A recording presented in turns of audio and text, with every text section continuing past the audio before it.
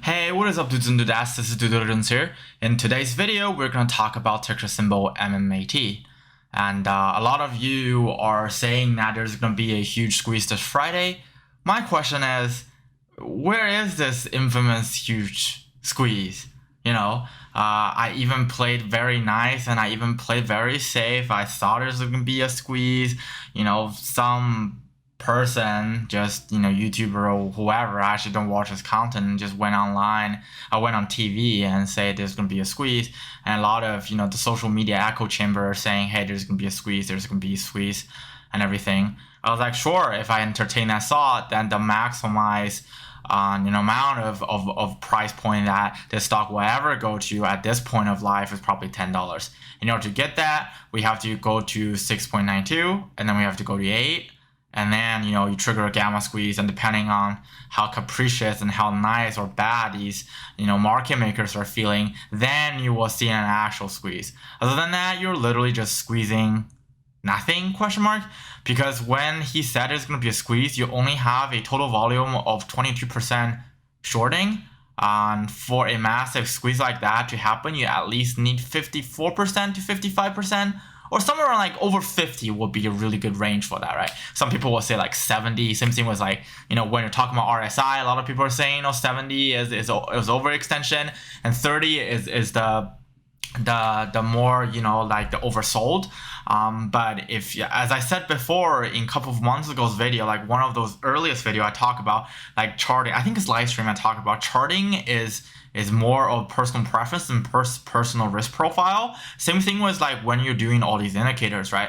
Because RSI, actually, we're gonna make some very fundamental trading videos to understand all of the indicators, and then on Patreon we're gonna post a lot of those like very detailed examples of all these indicators, how to use them, like what do I use if I use this on this stock, what does it mean? When I see it over 70, what combine it with BTX, combine it with other matrices, like what do I really see in the stock, and some of the more detailed thought processes of why you make certain plays like this, and why this is not as attractive as before. But hey, we're not going to talk about this in here. We're going to talk about MMAT, right? All right, let's get into today's MMAT content.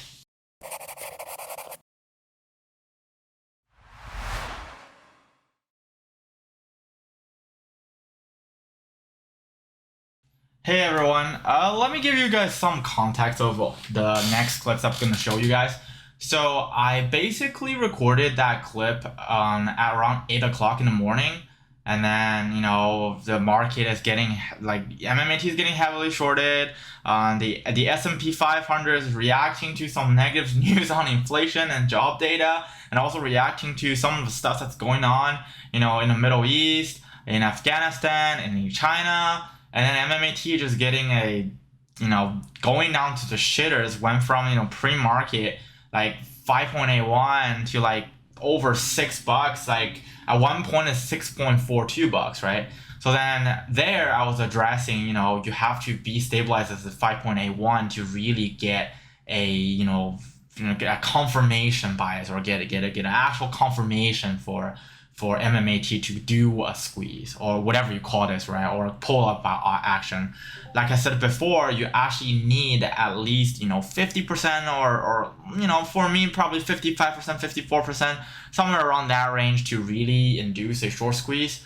But hey, I mean, sometimes you can't really tell streamers or YouTubers who doesn't have financial education to really explain a lot of those mechanisms. Because when you're really short squeezing, you're literally squeezing either the put side or squeezing the short selling side. And then the put side is not heavy enough to be shorted. You can actually look at the open interest and look at the volume.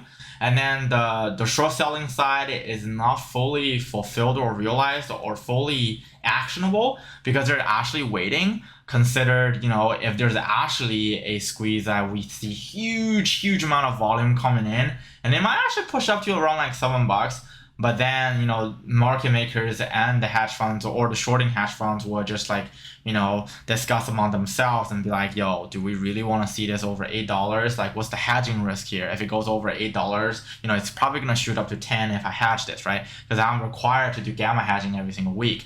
But hey, like those guys, it doesn't really matter because the option expiration is actually by the month end, like around like month end. So I don't really need technically to hatch this. But hey, it's better to be safe than sorry, right? But then when you see the volume cannot keep up with the fast selling, actually you will see a lot of you see in here there's actually a lot, like you can see this. There's actually a lot, like all of these are profit taking. The profit taking, like okay, we attributed this part to massive shorting, right? Massive shorting and massive shorting. I mean, to be warranted, like $5.44 is where like you really need to think about what the stock actually worth. In my opinion, any price point for MMAT at this point over 5.38 is overextension.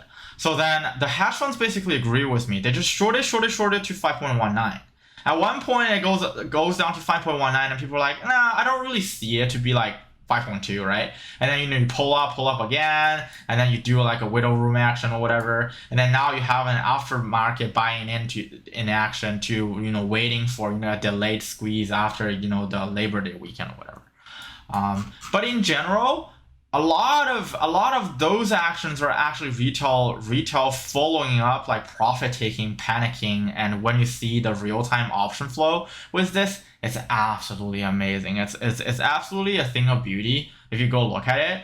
The real time pricing of the $6 options, when you see a bunch of people FOMO, and as a naughty boy, DD also sold some cover calls and roll some cover calls. On Patreon, I'm gonna do a play-by-play explanation, because on the Patreon Discord chat, people are asking like, why would you do this? Like, what do you see in this premium? Why would you do this? Like, how would you roll it? And in here, I'm just gonna roll the clip real fast, and then after that clip, I will talk about some of the plays I made today. Very nice. You see, if it cannot stabilize at 5.81, it will just drop like that. And if you closely monitor Fintel and looking at like the biggest entry point of shorting shares, like you can literally see on, I think on, what was the other side, like the whale side, right? Like you can just see like what's gonna happen is it's just like you see retail sells like 1,000 shares and it almost get and just immediately got short sold. Yeah, and then you have big order 20,000, like people are doing sculpting and doing day trading, bam, almost every like just got like absolutely destroyed and just get shorted. And then I think most people, if you look at this, right, the borrowing rate is like unknown. The reason why that is because it's actually getting heavily shorted right now, and it's pretty fascinating that if we go back and look at who's like looking at our videos, there's some interesting new subs that that work for financial institutions, but it doesn't matter at this point. You see, like people are like super bearish on this is because it's like hugely it's like huge and massively overextended this price. And if you go back and look at RSI, like today's goal is to reach at least 72. So then we will definitely know for sure that Tuesday is gonna be a down day and just gonna trending down, right? But today we see those like you see this line. This line means like it run high, but it doesn't get filled, right? So then on Monday, what we're really looking for is a, what did I say on Discord and on Patreon? Like somewhere around like the optimal like max of the top heights is like 6.6 something, right? Like it almost going back to where like a couple of months ago, like that video I talked about, like the cost basis of the stock is around $6.62, which is still holds true. But due to our new market analysis and new information surfaced, that might be the cap before any new PR or before any actual good news coming out. And then it's probably gonna get shorted, because now if you start shorting it right now as hedge funds, you get 2x the return that you will get from previous shorting position. And again, they mostly really just pulled out before Powell's talk, and then they already have new liquidity from stocks like BBIG and SPRT.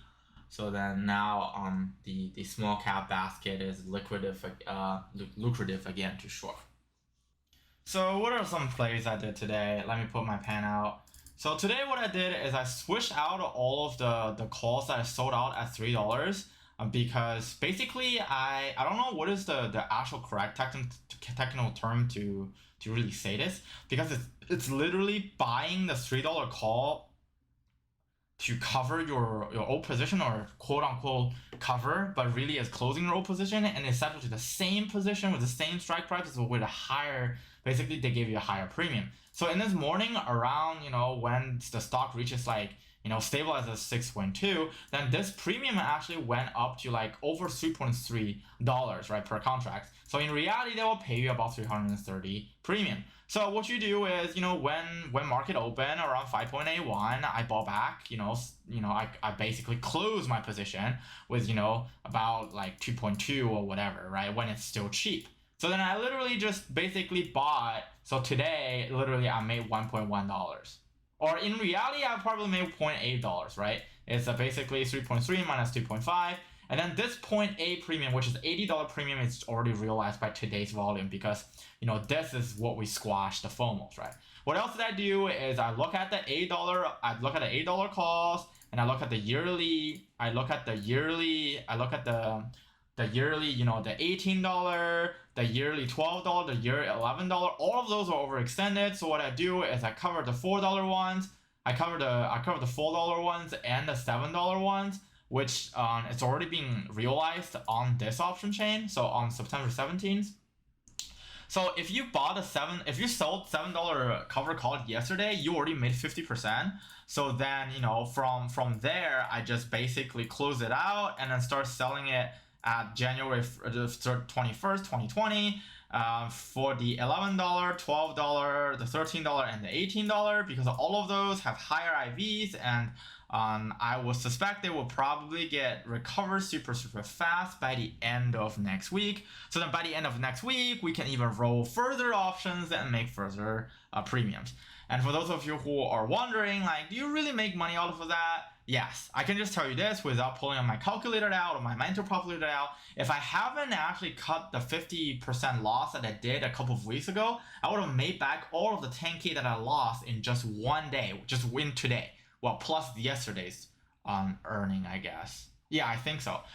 It will just do that. But due to I actually cut loss, that means I have to actually, drag myself out a little bit more. But today and yesterday, we do have, a bunch of premium coming in, a bunch of premium getting realized. And, DD's rent for this month is basically already paid. And DD live in an area where, actually, the area is pretty expensive. Let's just put it that way. Alright, on Patreon, I will be posting, two of my very specific plays, my logic behind it. For those of you who are interested, the Patreon link is down below. And, there are other informations on Patreon that might not be really good for the general public to know. So just think about that. I don't know. I think right now all the $10 positions are filled. Right now it's just a regular $25 position. And if you guys decide to get that, then everything's happening in Patreon, staying in Patreon, right? Alright, see you guys on the upside. And in the next video, I'm probably gonna talk a little bit about Validine, talk a little bit about AEI, and as I talked about before in stream, AEI already reached our target, $2.2 plus 9%. We did it in about a month. We know that it's gonna be a longer kind of hold, and then those kind of, if you want to look for those kind of plays, you might well see them in my live streams. I might or might not live stream more because we get a lot of hate for no reason, and people just start downvoting our stuff and comment to live stream and start cussing at us or whatever. So I might or might not, but if I'm feeling great and I feel gracious, I'll just go up, get up at earlier live stream pre-market, basically spot out some good trades for you guys to make some quick money. Some of my Patreon members, my Discord members knows that all of the live streams we make money together.